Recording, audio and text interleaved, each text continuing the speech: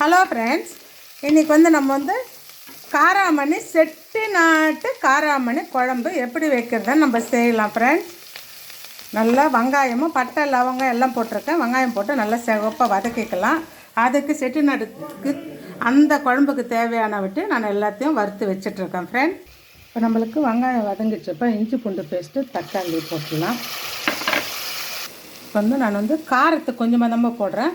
உப்பு மஞ்சள்தூள், ஏன்னா காரத்துக்கு நான் இந்த மசாலா தான் எடுத்து வச்சிருக்கேன். இப்போ நம்ம நைட்டு ஊற வச்ச காராமணியாக போட்டுடலாம். நம்மளுக்கு நான் எடுத்து வச்சுருந்தேன் மசாலா பொடி காரம் தான் இப்போ போடுறேன். இது ரொம்ப ருசியாகவும் இருக்கும்.